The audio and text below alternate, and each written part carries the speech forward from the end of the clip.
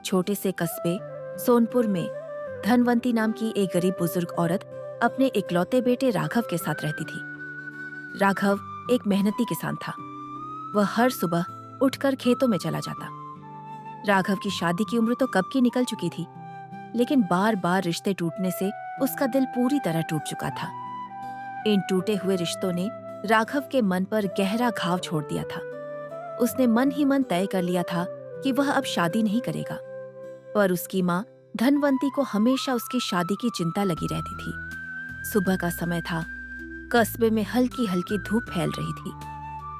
राघव खेत जाने के लिए निकलने ही वाला था, तभी उसकी माँ ने आवाज दी, अरे राघव बेटा, जरा रुक तो जा।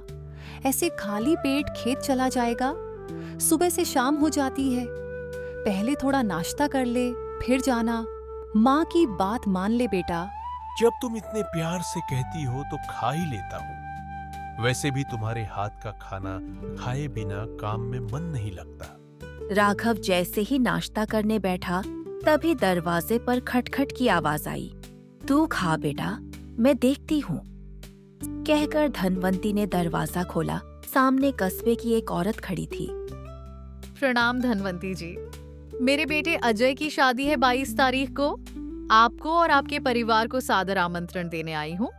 धनवंती खुश होकर बोली, हम जरूर आएंगे।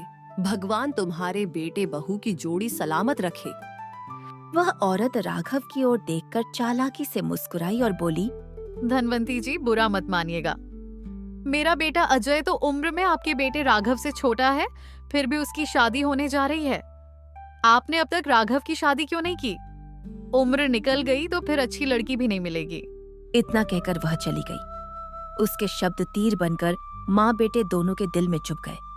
धनवंती का चेहरा उतर गया और राघव की आंखों में पुराना दर्द फिर से जाग उठा। राघव बिना कुछ कहे उठ खड़ा हुआ। अरे बेटा, खाना तो खा ले, माँ बोली। लेकिन राघव चुपचाप खेत की ओर निकल गया। रास्ते में नदी के किनारे से गुजरते हुए उसे अपने बचपन के दोस्त मिल गए। अरे राघव, कभी हमारे साथ भी बैठ लिया कर, एक बोला। लगता है खेती करते करते बूढ़ा ही हो जाएगा, दूसरा हंसा। हम सब की तो शादी कब की हो चुकी है, बता तू कब करेगा? अभी तक 10 रिश्ते टूट चुके हैं, 11वां कब आ रहा है? राघव उदास होकर बोला, दोस्तों आज बहुत काम है, फिर कभी बैठेंगे। चुपचाप आगे बढ़ गया। पीछे से उनकी हंसी और ताने उसे तोड़ते चले गए। उधर दोपहर में धनवंती कस्बे की औरतों के साथ बैठी थी। घमंडी औरत कमला बोली, अरे धनवंती बहन, सुना है फिर से रिश्ता टूट गया। अब तो गिनती भी भूल गई हूँ। मेरे बेटे में कोई कमी नहीं है, कमी लोगों की सोच में है। वो मेहनती है, ईमानदार है और माँ का सम्मान करना जानता है। रात को धनवंती ने पड़ोसन सरोज से जाकर बात की, अगर मेरे बेटे के लिए कोई अच्छा रिश्ता हो तो बताना बेटी। अम्मा जी, एक रिश्ता है, अगर आप कहें तो कल उन्हें भेज दूं।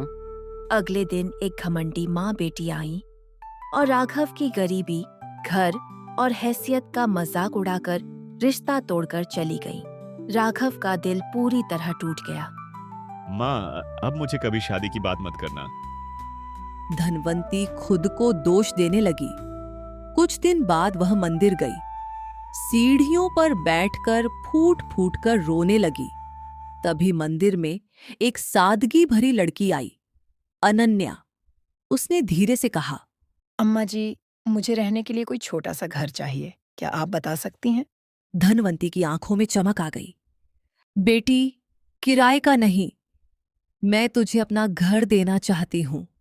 क्या तू मेरे बेटे से शादी करेगी? अनन्या ने सच्चाई देखी, अपनापन महसूस किया और राघव से मिलने को तैयार हो गई। खेत में राघव ने साफ साफ कहा, मैं अमीर नहीं हूं, बस किसान हूं और मेरी माँ मेरी दुनिया है। मुझे यही सच्चाई चाहिए थी। दोनों ने शादी के लिए हां कर दी। कुछ समय में शादी हो गई। घर में खुशियां लौट आईं।